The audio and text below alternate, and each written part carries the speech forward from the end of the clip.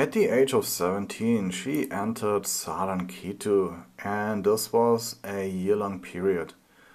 Now, Ketu here is conjunct the 7th cusp, and so Sadhan Ketu is going to deal with love relationships.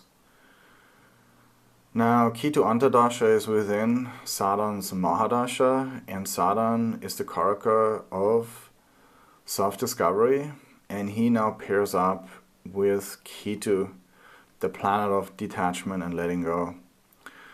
So Sadhan Ketu is an important period in her personal growth, and it's not really important for achieving tangible results.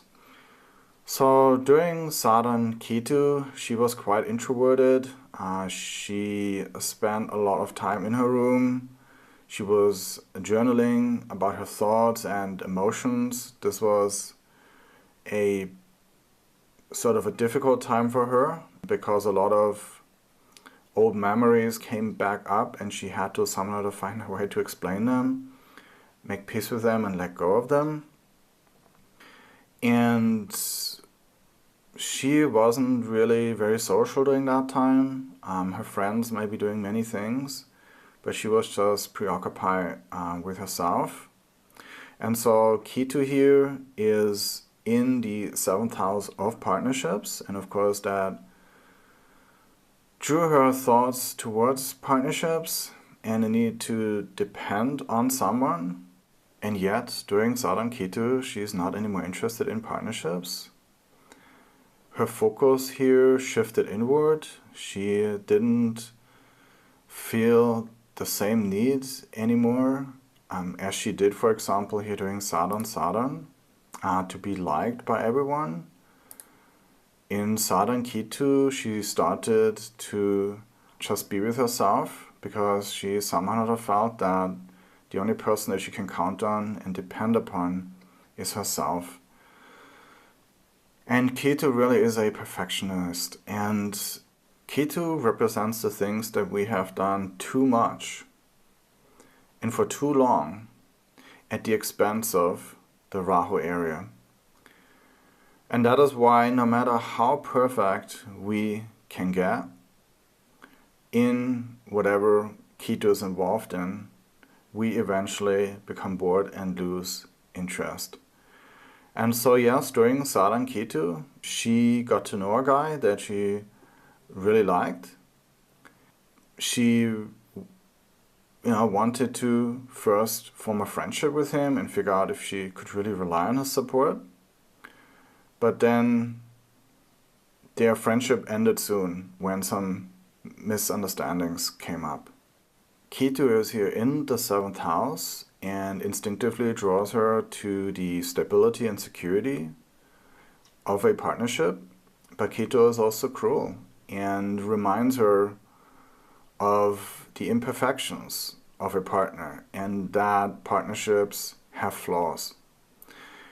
And this was really a tough pill for her to swallow at that age. And she also remembered during this time having flashbacks of her parents arguing when they got frustrated with each other, and especially, of course, during the time when they got divorced. And so she can still feel the uncertainty and the emotional stress when her parents fought and how those episodes really shaped her early years. This is really what Ketu is. It shapes our understanding of life in the deepest fashion. And so here it was about the understanding of her relationships. And when Sadhan Ketu came along, that made her doubt relationships altogether.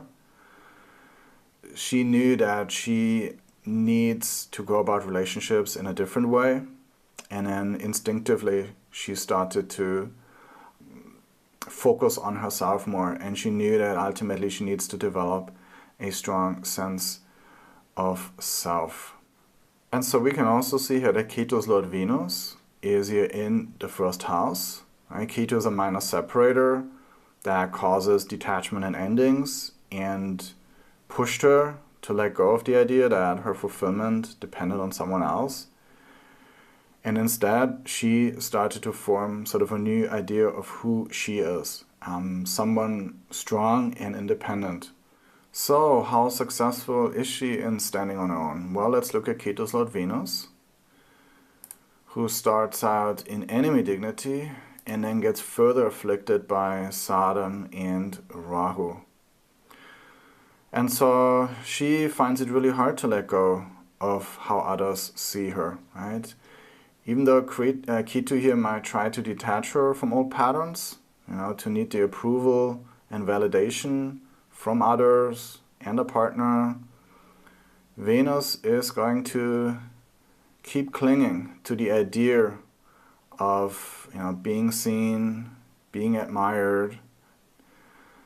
So Venus here is going to make it very difficult to release those attachments, because a part of her still believes her worth is defined by how others respond to her.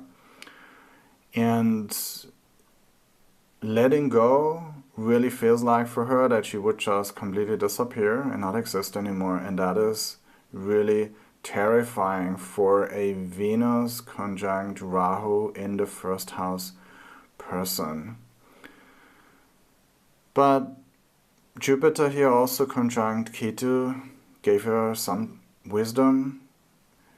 She was trying to introspect and learn to sit with that discomfort, and little by little, work on herself and develop a new identity. And that identity was one that she doesn't need to be seen by others, but she only needs to truly see herself.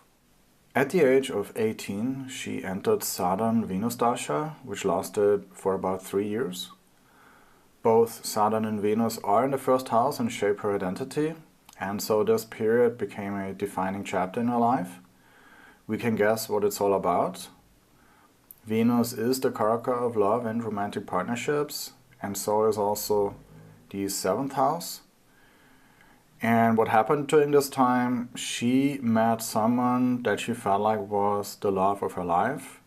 She can still remember now when, as a young woman, she walked with him through the park and held hands for the first time. Everything felt so bright and full of opportunity. But then, despite the butterflies and the exciting feelings, the relationship didn't last long. And we can expect that with Venus conjunct Saturn and Rahu. Love relationships throughout life will be very difficult, but particularly early in life. And so the breakup was devastating and left her heartbroken. Saturn, he really taught her a very harsh lesson, and she concluded that even though love may feel so deep, it might not work out the way we hope for. And this was also the first time that she learned to continue, despite the pain of not being able to be with a person that she loved and wanted to be with so bad. What she did now here with Saturn Venus here in the first house, conjunct Rahu, she decided to dedicate her time to her studies and focus on her own development more, right? Even though sometimes, of course, she remembered those special moments, which were bittersweet for her, but she realized that she needs to spend time with herself. And so it was particularly during Saturn, Venus, and Rahu when this love episode transpired. Right? We can see here that Saturn is the 12th lord of foreign lands, and Venus is the 7th lord of foreign countries. And Rahu, of course, also rules foreign places and foreign people. And so during Saturn-Venus, she moved to a foreign country, And a year later, during Saturn, Venus, Rahu, this is when she fell in love with this guy, and she had this short-lived romance. Now, luckily, Saturn, Venus, Jupiter followed, and she regained her strength and was able to move on and leave some of her pain behind. And Jupiter here gave her again some of her optimism back about future opportunities. Right? And we can see here that this Jupiter in Libra, the sign of Venus, gave her this renewed sense of purpose and some healing. Saturn, Venus, Saturn followed, and this became a very important period in her life. She met her future husband during this time. So she met a new guy, and not shortly after that she actually got pregnant. And as a result, she decided to commit to him and move in with her boyfriend. Right? She thought that he was a kind man, he was supportive of her, and right from the beginning they had a strong bond, and they married. She didn't love him as much as her first love, and she knew that she had to live with it, but she was willing to accept that. And so Saturn Venus really was an important phase in her life and in her personal development. She learned to live with a broken heart, but was also able to commit herself to another man, even though she loved him less, but he was nice and supportive. And so she got this Venus, Saturn, Rahu conjunction in the Lagna. It was love, the obligations and burdens of love, as well as crisis moments and transformative events that manifested during Saturn Venus and shaped who she was and influenced the direction of her life's journey.